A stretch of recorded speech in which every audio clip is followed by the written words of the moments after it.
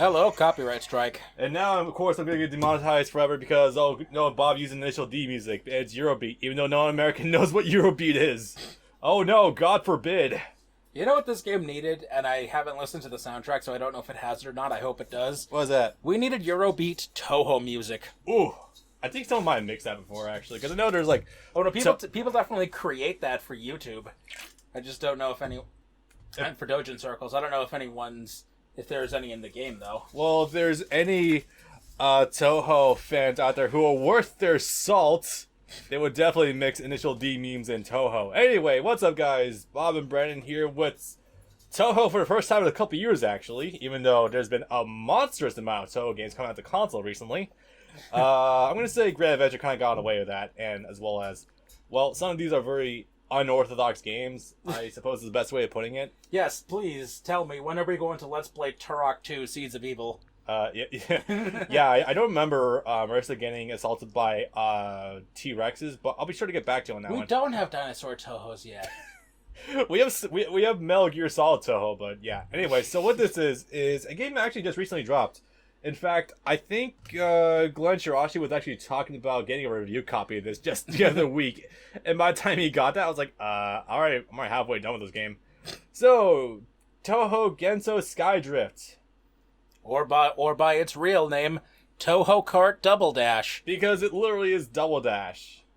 We're not kidding. Like, it literally is. It's like Double Dash mixed with Mario Kart 8 mixed with Touhou characters. It's kind of weird. So, this is a little bit bizarre because Bob here is actually the one who's been doing most of the game, practice for this game. That's a first for a Touhou game, especially for us. I don't usually get involved too heavily in it, but yeah, I guess I did this time. Usually I go in blind, but no, this one is a special case. What the hell was it called? The Metroid one. Oh yeah, Double Focus. Double Focus. Yeah, I guess I did kind of help that one up too. It's just rare. I'm the one focusing because you normally for the fighting games we split 50-50. If I end up touching it whatsoever beforehand. Gensou Ronda was the mess. Anyway, so yeah, I've gone through and done this game 100%. Well, at least what I perceive was 100%. I've done some mild research. By that I mean I did one Google search. It did not appear there was anything else I missed. So luckily, this game should be hilariously easy. So just go with Japan. We're going with Japanland, boys. Why do you have an Australian account? I've never seen that before. This is normally what I do for the PS4 and whatnot. Is that you can connect to the digital stores and sometimes get demos or themes or avatars that are not available in your region. Okay. Cancel. Yeah, we're not... Because I already have that. Right, this game has online. That didn't even fully register in my brain. Yeah. So I do that for the PS4, because sometimes other regions get English demos that America just never gets. Yeah. And you can't do that on the Switch, because the eShop only exists in English and Japanese, not in Singapore or Hong Kong or Thailand English, which means you can't buy any of your Singapore English. The recent example would be Gundam Cross Rays, for example. Yep. You can't buy that from the eShop. You have to buy a physical copy. So I just never deleted the accounts. That's a fair point, actually. Alright, so this... It's a conversation starter. Indeed. So this campaign is a little bit weird. Do you want to hit up your config first? There's not really much to configure. The default settings are pretty fine for the most part. In the on the far right of the screen, region, it says best. Because we're playing on the... I don't know if it's because we're playing on the account or not, but... Region best? Because we're playing on the Japanese account, it says region best. Oh, wait, I think that might be for, reception for where you're logging in order to, get... Pretty much, I think it just automatically, looks at what region is best for its online servers, I think. That's my best guess. I liked my joke better, because Japan has a believable superiority complex. Yeah, I know. I like that idea, though. Also, Bo's costume code? I don't think we've ever figured what the hell this is. Nope, apparently there's a code or something for extra costumes. This game only came out 2 weeks ago, on the Switch at least. It's coming to PS4 in March or February. Yeah. But it came out early, so we're doing it now while it's fresh. Oh, yeah. I need to explain something really fast. So, about me. I don't express this on my channel too often because there's never really time to talk about it, but I actually have... I've been kind of raised on racing games, and not like your traditional stuff like your Gran Turismos. I don't know if you know this, but my very first video game ever actually was Star Wars Episode 1 Racer. Yes. That was Christmas Day when I was 5 years old. That was literally the very first game I popped into my N64 I got right then. Then I got more attached to Mario 64 and all, but I'm so used to games that go over 700 miles per hour, so like this is kind of comfortable for me.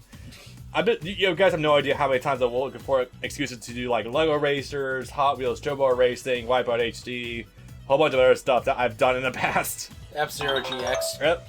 Actually, I didn't really play F-Zero GX. I've only played the original one for SNES. You've not played F-Zero X? Was that the one for 64? I might have emulated that one before, but like I'm not used to F-Zero actually. I never really played it too much. Really? Yeah, seriously. I'm gonna say, well, actually, GX is kind of rare back in the day for me in stores, so that's why I never really got it. It's been like 17 years since the last F-Zero game. Oh yeah, shoutouts to the guys who made Wipeout getting disbanded by Sony a couple years ago. Fuck my ass. Really? Yes, they did. I want to die. Yeah, it actually happened. I think it was someone. It was a company like. Who made Wipeout? Oh, this would be good. Wipeout was composed by Ron Wilson, Bob Berryhill, Pat Connolly, and others. Wipeout video game. Yeah, if it wasn't a couple years ago, I think it was last year. Yeah, Sony just kind of dissolved the guys. Psygnosis. Psygnosis?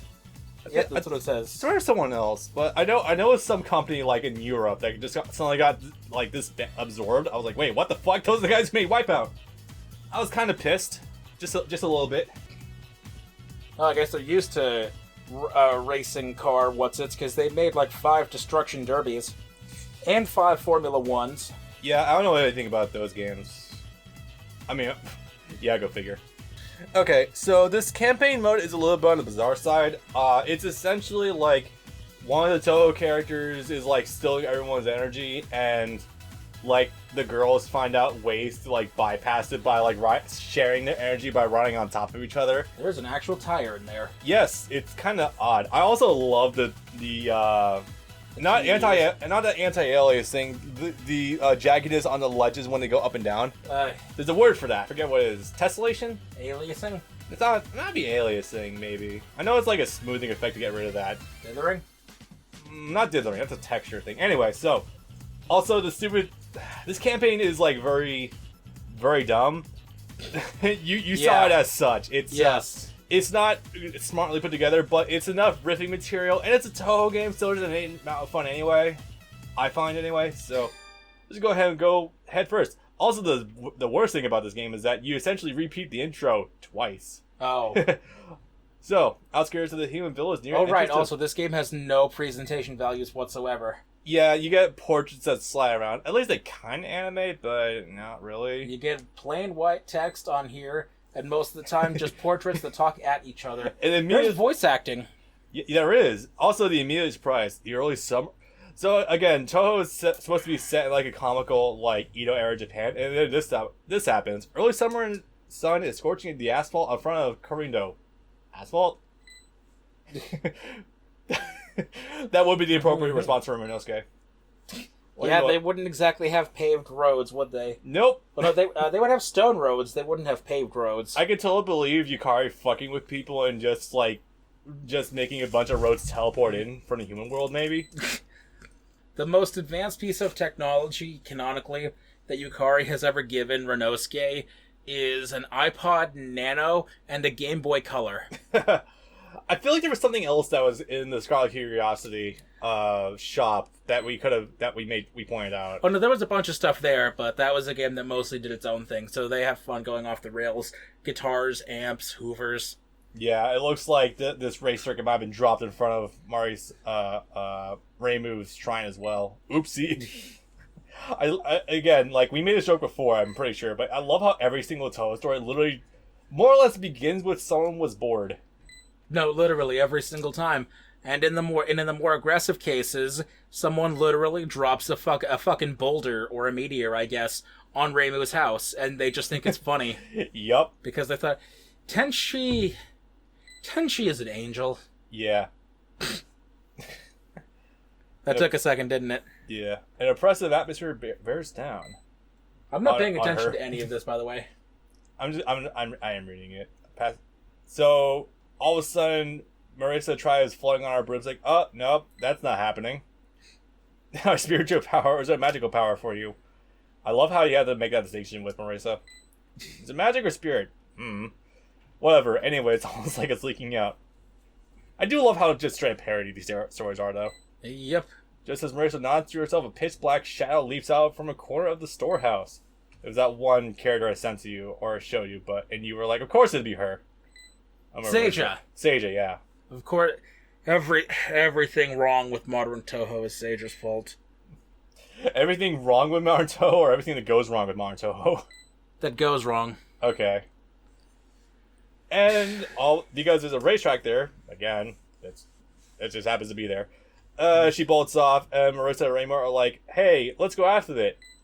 And Reimu just has the idea of hopping onto Marissa's back. Yep. This is the amazing thing about this game. It's not like a kart race or anything. You literally race on top of another human being. The funny thing is, this is completely believable because Reimu and Marisa are indeed that stupid. Yes. Like, there's no ambiguity about that. They are indeed that stupid canonically. And it's going to be great later on because various characters see what they're doing and they get the idea.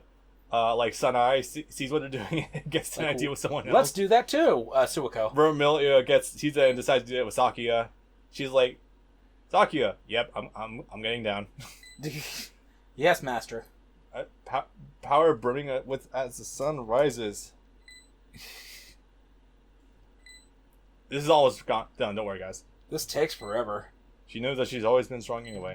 But there we go. Oh, hey, we got repeat now. Yeah. I don't like these portraits. Okay, like, the colors are fine, the proportions are but it's really the faces that I don't like too much.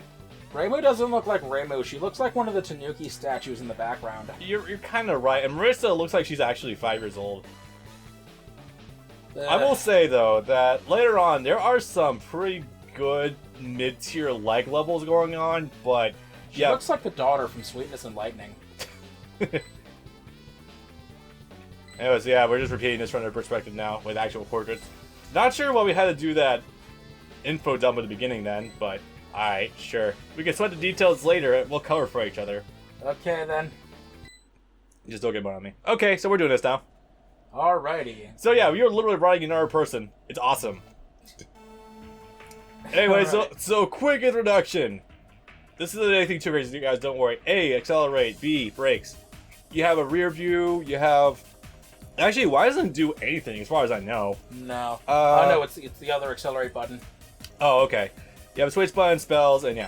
If you've literally ever played a Mario Kart game, you already know how to play this game. Oh, right. This game actually has a tutorial. Yes, it does. The only thing different is that instead of like using the triggers to drift, you hold down the B button, which is, I know, that's your brake button, Bob. Yeah, I don't fully agree with that. It's just a thing. Anyway. Don't you drift normally by braking or slowing down? And like, I think the technical way to do it is like putting the brakes on like half brakes or something, and then like you drift into it. Like while you're sliding. Yeah, kinda. Anyway, so I'll give a brief overview of things. So, yes, the graphics of this game definitely looks like a homebrew game from a couple years ago. This is definitely a game out of 2002. I'm gonna go 2002. If you were to just downscale a little bit, you could tell me this is a Deus Ex mod. And just how bad it looks. No disrespect to Deus Ex, by the way, but it looks like that level.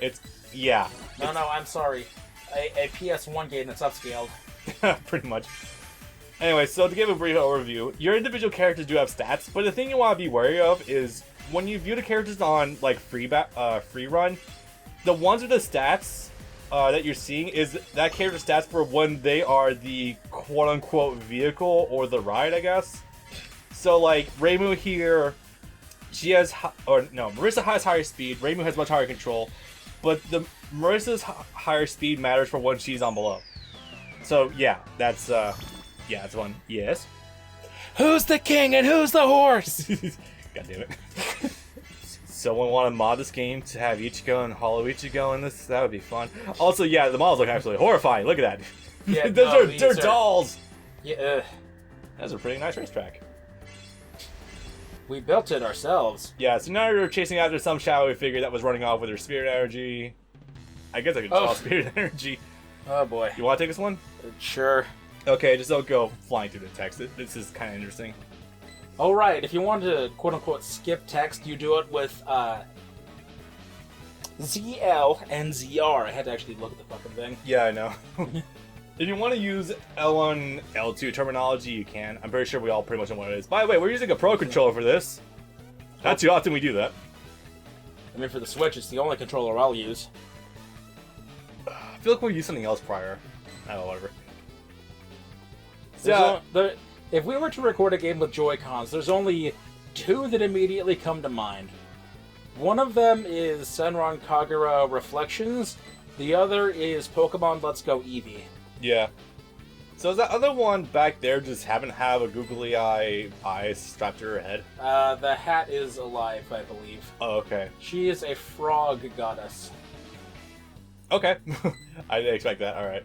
The other goddess that lives with them, Kaneko, the tall purple-haired one, that caused everything wrong from Touhou 10 to Touhou 13, is the snake goddess. Okay. So one of the cool things about this game is that since you essentially have two different characters with two different stats, that basically means that you have access to two different characters at the same time. So if Marissa's high speed isn't doing it for you, you can tag her out for Reimu and her really balanced stats. Reimu, for the main story, you're going to be using these two a lot. I think you switch once. Actually, you don't. You only use them like twice, or 2 or 3 times. I thought you use them more than that, but you do tag out to Remilia and Sakia later. Debatably, Remilia and Sakia are the characters you use the most. Because you use them at least like 4 times. You're probably right. I've only done this practice run the one time. I've been too busy with Gensou Defender since then. Well, I say that, but most of my time is going to Jump Force. Anyway, so yeah, this game also has items sort of like Mario Kart. I've identified what most of these items do. Mostly, this is like your Bob-omb from Double Dash. I assume and it does not work. It does sometimes, but it's better in a group. This, I think, is just an acceleration thing. Yeah, it's your mushrooms. Yeah. You have, like, 2 different mushrooms in this game, by the way. It's kind of crazy. Yeah. You have that one, and you have, like, a, I don't know how to describe it. I'm not looking at it right now. Oh, gosh. This kind of cylindrical track is literally out of Star Wars pod racing. Oh, my God. I really gotta, like, probably show that game to you at some point so I can give you better point comparison. Also, Aya's a fucking announcer. I wish she was playable. If you want to pause first, if you want to pause while editing and look at her signs, the last sign actually says "last laugh," not "last lap." Oh, did it? Yeah. I'll have to look at that later. Last laugh, LAPH. Interesting. Boop. For the record, I don't think you can be hit by your own Bob-omb if you do it like that. Oh yeah, there's equivalent of homing shells in this game. I don't know what the equivalent of the blue shell is yet though. Whoa. Yeah, I know. My trick for dealing with these cylindrical levels is just try to stay on the same laterality as when you entered. That's me anyway. Oh, so yeah, Aya is a 2D sprite. It's kind of adorable. Yep. I can't even imagine what engine this game was made on. Like, honestly, with the quality of the assets, I'm surprised they aren't misspelling everyone's names as well. No kidding.